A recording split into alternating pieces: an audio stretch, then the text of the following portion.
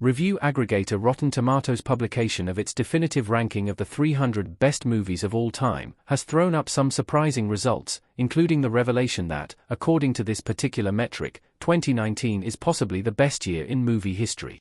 While the list was intended to focus on the movies themselves, instead of anything more wide-ranging like years or genres, it's still possible to extrapolate some interesting conclusions from the compilation. However, while it's hard to argue that 2019 wasn't an impressive year, there is more to the debate than these results suggest. As with any attempt to quantify the best movies ever made, Rotten Tomatoes' specific criteria are central to the final list.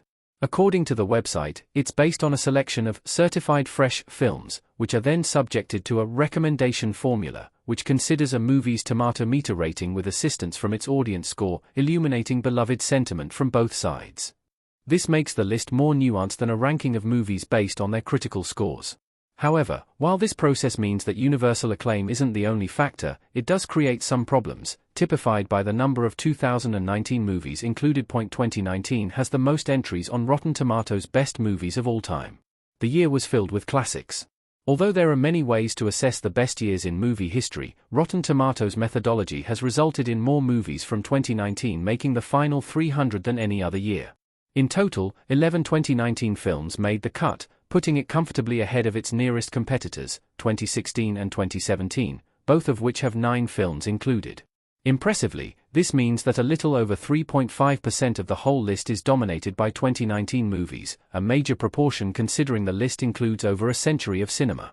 A closer look at the movies included makes it easy to see why they were selected. Among the most high-profile movies chosen are the likes of Parasite, which famously became the first foreign-language movie to win Best Picture at the Academy Awards, Little Women, itself nominated for 6 Oscars, and Avengers: Endgame, at one point the highest-grossing movie of all time and the culmination of over a decade of Marvel movies.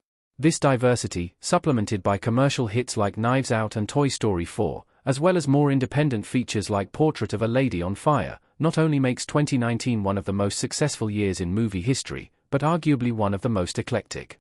2019's best Rotten Tomatoes movie record highlights a major flaw in the list. It's not a perfect list. Daniel Craig as Benoit Blanc sitting on a chair of knife sculpture in Knives Out. There's no doubt that the movies included on Rotten Tomatoes' list are worthy of recognition. Not only did each film perform well with critics, but they also resonated with audiences, benefiting from positive word of mouth among moviegoers. And yet, while this aspect of the recommendation formula was essential to the list, it also demonstrates a major problem with the movies selected. Because active viewer recommendation forms a key part of choosing the 300 films, there is an inevitable bias towards movies released more recently. Since viewers are naturally more likely to recommend a movie that they remember seeing in a cinema or dominating the social discourse, it's inevitable that more of them end up being selected. While many viewers may recognize Citizen Kane as an all-time great movie, it's impossible to understand the impact it had on contemporary audiences from a distance of 80 years.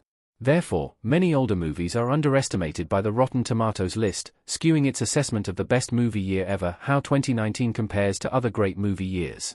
It has an argument as one of the best. A collage of movies from 1993 including Jurassic Park, Mrs. Doubtfire, and Tombstone. Although 2019 boasts some incredible films, it is far from the only great year in cinema history. Even judging on the basis of Rotten Tomatoes' own flawed list, it's clear that there is plenty of competition. From recent memory, both 2016 and 2017 score highly, with each year contributing 9 films to the list. Going further back in time, 2015 has 8 movies featured, while 2008, 1993, and 1957 all boast 7 apiece. While none can match the quantity of 2019, it's clear that there are plenty of other consistent years. Even this assessment, however, ignores the fact that the Rotten Tomatoes methodology is far from the best way of analyzing the best years in film history. For starters, the list was never intended to definitively say which years are the greatest, just assess the merits of individual films. As a result, 2019's supremacy is a byproduct rather than a deliberate outcome. After considering all the factors at play, it's clear that there is a real problem with saying for certain that 2019 deserves the top spot. 2019 may not have been cinema's greatest year, but it was still pretty damn good. The year can comfortably compete with any other. Best movies of 2019. A key reason why it's impossible to say for certain that 2019 is the best year in movie history is also why it features so prominently on Rotten Tomatoes' list in the first place. While the whole concept of greatness is a matter of debate, a major factor in achieving such a term has to be longevity. Just a handful of years on from 2019, it's impossible to say with certainty which films from that year will go on to have a lasting cultural impact, in the way that older movies from Rotten Tomatoes' list clearly have. While it seems inevitable that films like The Godfather will always rank among the best ever, it's less likely that Knives Out will command the same reverence in the years to come. For this reason, it's reasonable to suggest that older movies that have stood the test of time should carry more weight than those from the recent past. That's because they have both made an impact on contemporary audiences and continued to appeal to later generations.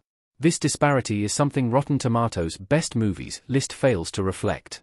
There's also the fact that 2019 doesn't quite figure into the conversation around great movie years. While every film fan has their own opinion, consensus consolidates around era-defining years like 1939, The Wizard of Oz, Mr. Smith Goes to Washington, Stagecoach, 1975, Jaws, Dog Day Afternoon, One Flew Over the Cuckoo's Nest, and 1999, The Matrix, Magnolia, Fight Club. While Rotten Tomatoes' choice of 2019 may come to be held in the same regard, it's fair to say that it hasn't reached these heights yet. 2019 had the 21st century's best movie, according to the New York Times. This adds to 2019's case for best film year. Similar to what Rotten Tomatoes did, the New York Times recently put together their own extensive list. By polling hundreds of actors, directors, producers, and more, they came up with the 100 best films of the 21st century, and the movie that earned the top spot is Parasite, from 2019. Parasite topping the list makes sense given all the accolades it received. It dominated at the Oscars, winning Best Picture, Best Director, Best Original Screenplay, and Best International Feature, among so many others at various award shows. 2019 having the top movie of the 21st century is a feather in the cap for the argument that it's the best year for film ever. However, Parasite wasn't the only 2019 release to make the list. Portrait of a Lady on Fire ranks 38th, Once Upon a Time in Hollywood is number 44, and Uncut Gems sits at number 58.